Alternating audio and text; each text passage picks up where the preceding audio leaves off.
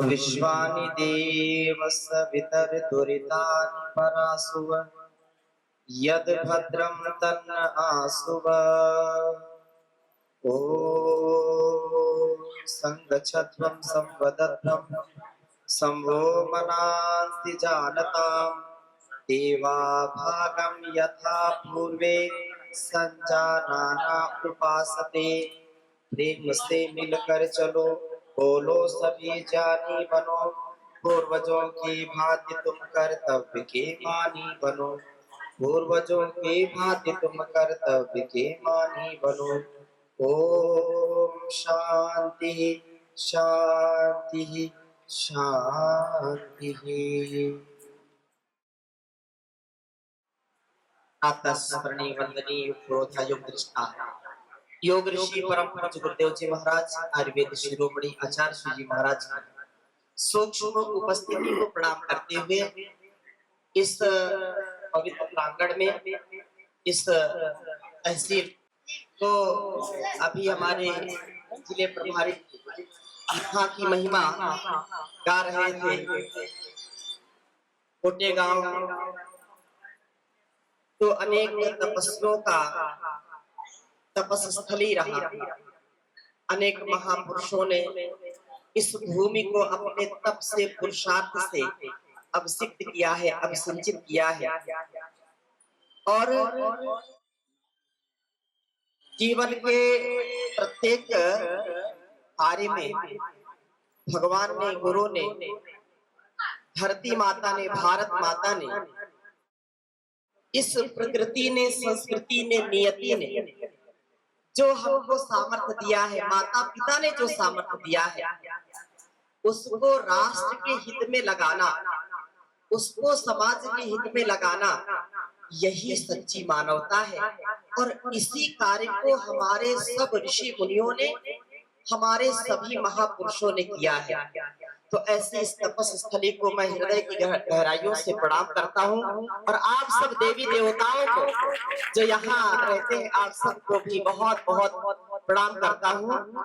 मेरे साथ हमारे राज्य के भारत स्वाभिमान के राज्य प्रभारी भाई करण जी, पतंजलि योग समिति के प्रभारी आदरणीय भगत सिंह जी और हमारे पतंजलि किसान सेवा समिति के प्रभारी आदरणीय भाई मुन्नीलाल जी, युवा भारत के हमारे प्रभारी भाई अनिल जी और हमारे जिले में अलग अलग जहाँ भी जो है ले जाए तो नर्मदापुरम से हमारे आए हुए हैं आदरणीय मोहनलाल जी, हमारे आदरणीय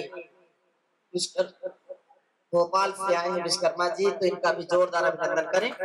और इस पूरे जिले को एक बार सभी खड़े हो जाए पीछे से। ये हमारे बहुत ही यशस्वी तन मन धन से पूरे जिले का और तहसील का नेतृत्व करते हैं, तो एक बार जोरदार अभिनंदन करिए। हमारी पूजा के योग्य उपस्थित मातृशक्ति को भी, यहाँ तहसील प्रभारी भी बैठे हैं, उनको भी खूब अभिनंदन है। और परम पूज्य गुरुदेव जी महाराज का आशीर्वाद है कि एक व्यक्ति क्या से क्या कर सकता है।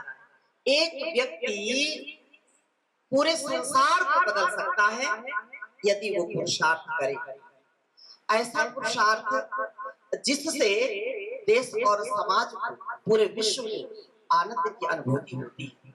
अगर स्वामी जी महाराज अकेले योग करते, घर में योग करते, हिमालय में गए थे वहां योग करते, तो क्या आज पूरी दुनिया में इतना योग आयुर्वेद स्वदेशी का विस्तार हो पाता? क्या बोलिए ना। अगर गुरुदेव जी महाराज केवल अपने लिए करते तो आज हम यहाँ जितने लोग बैठे हैं बैठ पाते क्या? हम देखते हैं प्लेन में और जहाँ भी बड़े बड़े शहरों में किसी पार्क में देखिए लोग बैठे हैं, कपालभाति कर रहे हैं, अनुलोम विलोम कर रहे हैं। ये क्या कर पाते? कभी नहीं कर पाते। तो एक बात हमको सदा ही याद रखनी चाहिए कि परम पिता परमेश्वर ने जो हमको सामर्थ्य दिया है, उसको हमको लोक हित में उसका प्रयोग करना चाहिए। प्रयोग भगवान योगेश्वर श्री कृष्णचंद्र जी, पुरुषोत्तम राम जी हनुमान जी, शिव जी, जितने भी हमारे देवी देवता जिनको हम भगवान मानते हैं, उन्होंने भी संसार की सेवा की है कि नहीं किया? सेवा से ही संसार चलता है, सेवा से ही, परोपकार से ही, सदाचार से ही, उपकार से ही हमारा जीवन सार्थक होता है। इसलिए करना सेवा सत्कार, करना दूसरों से प्यार, करना सेवा सत्कार, करना सबसे तू प्यार, लेके जग से बुराई मत जाना रे, लेके जग से बुराई मत जाना रे। घर आए तो भगवान समझना, खुद अपना सा इंसान समझना, कभी बोलना ना झूठ, कभी करना ना लूट, कभी बोलना ना झूठ, कभी करना ना लूट, न किसी को कभी भी तू सताना रे, लेके जग से बुराई मत जाना रे। करना सेवा सत्कार, करना दूसरों से प्यार, लेके जग से बुराई मत जाना रे। बंदे कभी बनना ना अभिमानी, थोड़ा सा धन आ गया, थोड़ा सा यौवन आ गया, व्यक्ति बहुत सुंदर हो गया, थोड़ी सी प्रसिद्धि हो गई, थोड़ा नेम फेम हो गया, तो बहुत अहंकार आ जाता है कि मेरे जैसा दुनिया में कोई नहीं। लेकिन ये सब अहंकार मिट्टी में मिल जाता है, और व्यक्ति अहंकार में पाप करता है, अहंकार में झूठ बोलता है, अहंकार में दूसरों को सताता है।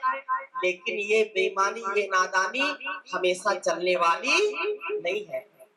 बंदे कभी बनना ना अभिमानी, ईश्वर के आगे चले ना बेईमानी, ईश्वर देगा हिसाब, देना पाए तू जवाब, तब तो तुझको पड़ेगा पछताना रे, ओ लेके जग से बुराई मत जाना रे, लेके जग से बुराई मत जाना रे।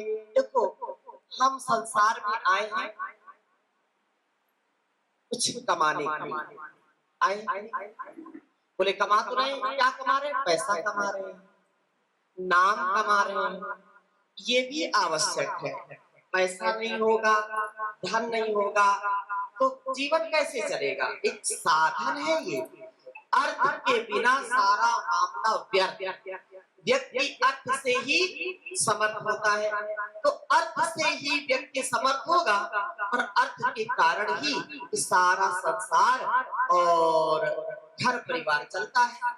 इसलिए यह परम आवश्यक है कि सुख से मूलम धर्म, धर्म के बिना कभी व्यक्ति सुखी नहीं रह सकता। अपने धर्म का पालन करना, अपने कर्तव्य का पालन करना, अगर माता है, पत्नी है, बेटी है, बहू है, तो अपने कर्तव्य का पालन करना, पिता है, पति है, बेटा है या भाई है, तो अपने कर्तव्य का पालन करना, आचार्य है, शिष्य है, तो अपने कर्तव्य का पालन करना। हम किसान हैं तो किसान की सेवा क्या होनी चाहिए, उसके विषय में अपने आप को हमको पूर्ण सजग और सावधान रहने की जरूरत होती है।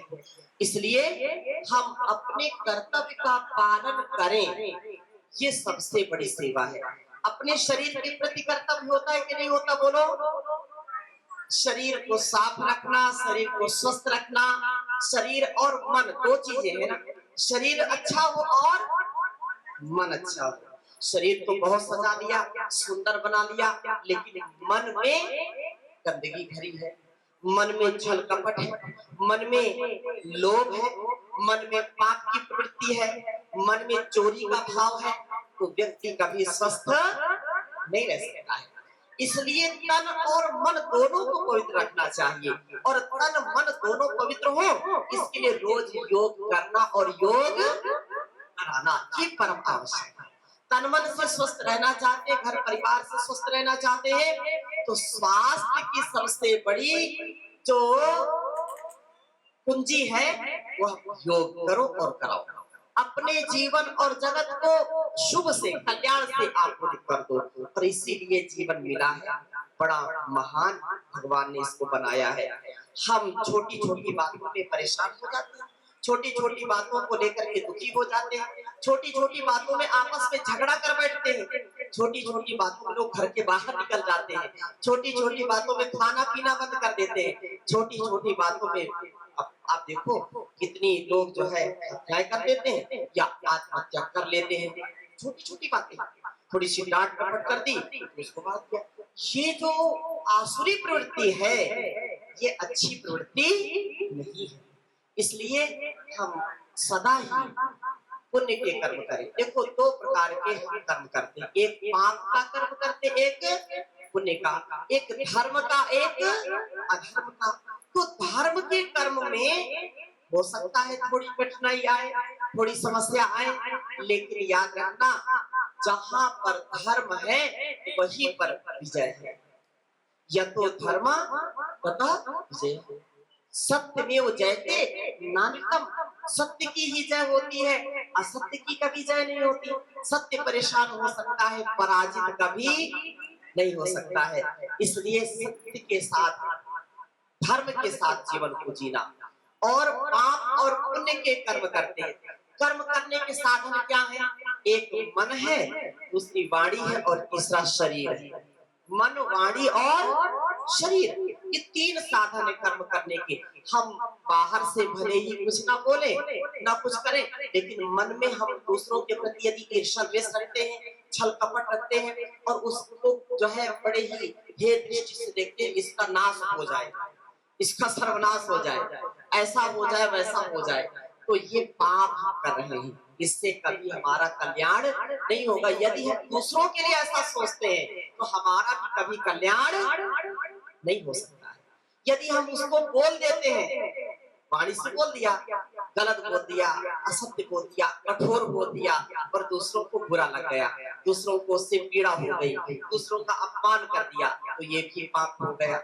हम एक बात को, एक व्यवहार को अनेक प्रकार से कह सकते हैं, तो वाणी ऐसी हमारी होनी चाहिए जिससे किसी को बुरा न लगे। सत्यम वद धर्मम चर, सत्य बोलो और धर्म का आचरण करो। सत्यम ब्रूयात प्रियम ब्रूयात, सत्य बोलो और प्रिय बोलो, ना सत्य ब्रूयात, असत्य मत बोलो, ना अप्रिय ब्रूयात और अप्रिय भी मत बोलो। कुछ लोग बोलते हैं हम तो सही सही बोलते हैं, किसी को बुरा लगे तो हम क्या करें, सत्य तो कड़वा होता है, ऐसा बोल देते हैं ना, लेकिन ये बात अच्छी नहीं है। सत्य बोलिए और प्रिय बोलिए, क्योंकि सत्य से ही, सत्यम शिवम सुंदरम, सत्य ही शिव है और शिव ही सुंदर है। साच बराबर तप नहीं, झूठ बराबर पाप, साच बराबर तप नहीं, झूठ बराबर पाप, जाके हृदय साच है, ताके हृदय आप प्रभु जी, ताके हृदय आप। तो अपने जीवन को सत्य के राह पर चलाइए। और सत्य क्या है? योग से सत्य का, योग से धर्म का, योग से पुण्य का कर्म करते हैं। योग युग धर्म है। मेरे साथ बोलिए, योग क्या है? युग धर्म। योग क्या है? युग धर्म है। आज सबकी मांग है, पूरे संसार में बड़े से बड़े वैज्ञानिक, बड़े से बड़े डॉक्टर सब योग करते हैं और योग करने से आप तन मन और जीवन को पवित्र बना पाते हैं। छोटे छोटे बच्चों को बड़े गंभीर रोग होते हैं, आजकल समस्याएं हैं। अभी जब रास्ते में मैं आ रहा था तो एक मेरा शिष्य है, उसने फोन किया कि स्वामी जी कुछ ऐसी घटनाएं घट गई, कुछ पहचान में हमारे बड़ा ही दुख हुआ। ऐसे चर्चा सब करते हैं। 15 वर्ष के बच्चों को, 18 वर्ष के बच्चों को कैंसर हो रहे हैं, हार्ट अटैक 12 वर्ष के बच्चों को हो रहे हैं, किडनी फेल हो रही है, लीवर खराब हो रहे हैं। कारण क्या है? कारण ये है कि गलत आहार लेते हैं, गलत व्यवहार होता है, गलत हमारा आचरण होता है, और जिसके कारण अल्प आयु में ही मृत्यु की प्राप्ति हो जाती है। पहले के लोग 100-100, 150-150 वर्ष और 200-200 वर्ष जीते थे। क्यों? क्योंकि शुद्ध खाना खाते थे और मिला जुला जो है मोटे अनाज होते थे, मोटे अनाज खाते थे, स्वाद के लिए नहीं खाते थे, स्वास्थ्य के लिए खाते थे। क्या बोला? आप कुछ सीख हो जाओ ना। स्वाद के लिए नहीं, स्वास्थ्य के लिए खाते थे। किसके लिए खाते थे? स्वास्थ्य के लिए। लेकिन आज किसके लिए खाते हैं? सही से बताओ, ईमानदारी से। स्वाद के लिए खाते हैं ना। तो देखो, स्वाद में ये चटोरी है ना, ये 2 इंच की जुबान, ये बड़ी चटोरी है, और ये चटोरी है, और जब इसको चटर पटर खाने को मिलता है तो शरीर अच्छा नहीं रहेगा। इसलिए हमारे पूर्वज, हमारे बड़े बुजुर्ग स्वाद नहीं, स्वास्थ्य के लिए खाते थे, और वो 100 साल से भी ज्यादा पूर्ण स्वस्थ रहते थे। तो एक व्रत आज लीजिए यहाँ से। मेरे आने की सार्थकता यही है कि आप कुछ सीख करके आज कुछ व्रत लेकर के जाएं और बच्चों को भी ऐसा बनाएं। तो आज के बाद स्वाद के लिए नहीं, स्वास्थ्य के लिए खाना है। अब इसका मतलब दूसरी तरफ न ले जाना कि कुछ भी बना करके रख दिया। बोले स्वामी जी ने कहा था स्वाद के लिए नहीं करना, स्वास्थ्य के लिए खाना, खाना हो तो खाओ, नहीं जाओ। ऐसा नहीं करना। मतलब स्वाद भी आ जाए और स्वास्थ्य भी रहे तो बहुत बहुत अच्छी बात है। खाने में स्वाद भी आए और स्वास्थ्य भी रहे। तो हमारे आदमी वारडिया जी के यहाँ भी हम गए थे, तो उन्होंने बहुत सुंदर सुंदर जो है फल खिलाए, स्वादिष्ट फल खिलाए। और हाँ, वर्डिया जी, जान वर्डिया जी, तो उनका नाम ही जान है, तो जान पूर्वक व्यवहार करते हैं। तो फल फ्रूट्स और मेवा मिष्ठान खूब खिलाया, तो स्वाद भी था और स्वास्थ्य भी था। तो पौष्टिक भोजन करिए, स्वादिष्ट भोजन करिए, सात्विक भोजन करिए। 3 शब्द बोले, सात्विक, स्वादिष्ट और पौष्टिक। मिला जुला मैदे से बनी चीजें, ज्यादा चीनी का प्रयोग, ज्यादा रिफाइंड का प्रयोग, ज्यादा तले भुने जले, या ये कहें कि जो फास्ट फूड, जंक फूड, आजकल गांवों तक ये बीमारी फैल गई है। पिज्जा, बर्गर, चाउमीन, मोमोज, कोकोज, ये ऐसे खाना खाते हैं, ऐसे। अच्छा, बच्चे भी ऐसे ही खाना खाते हैं और जिसके कारण बीमार हो जाते हैं। तो अपने बच्चों को और स्वयं अपने आप को इनसे बचाइए। घर का भोजन जो बने, घर का भोजन हो और वो स्वादिष्ट हो, पौष्टिक हो और सात्विक होना चाहिए। तो बहुत सारी बीमारियों से आप बच जाएंगे। आज जन्माष्टमी है ना, कितने लोग आज उपवास किए हैं? अरे वाह, बहुत लोग उपवास किए। एक बार जोरदार अभिनंदन करिए। तो जन्माष्टमी के पावन अवसर पर तो कभी कोई व्रत नहीं रहता, तो कम से कम जन्माष्टमी को तो रह जाते हैं ना। एक व्रत यहाँ से आज लीजिए कि स्वास्थ्य को सदा अच्छा बना कर रखने के लिए कम से कम 15 दिन में एक बार व्रत रखो। एकादशी का व्रत रखो, और भी अच्छा करना है तो सप्ताह में 1 दिन का व्रत रखो, 1 दिन का उपवास और दिन भर उपासना। हमारे इस पूरे जो है तहसील में, जैसा अभी बता रहे थे, जैन मुनि बहुत होते हैं, उनका तपस्स्थली है यह। तो जैन मुनि एक समय खाते हैं, तो आप जो है कम से कम सप्ताह में 1 दिन का उपवास रखो। और उपवास के दिन ऐसा नहीं कि कुट्टू के आटे की पकौड़ी खाओ, हाँ, और उसके फिर जो है साबूदाने की खीर खाओ। अच्छा, व्रत रहेंगे तो 1 दिन पहले से उसका मेनू तैयार करेंगे। सुबह क्या खाना है, दोपहर में क्या खाना है, शाम को क्या खाना है। और व्रत जिस दिन व्रत होते हैं उस दिन और जम करके खाते हैं। ऐसा व्रत किसी काम का नहीं है, ऐसा नहीं करना। ऐसा नहीं करना। ये मेडिकेटेड उपवास, क्या बोला?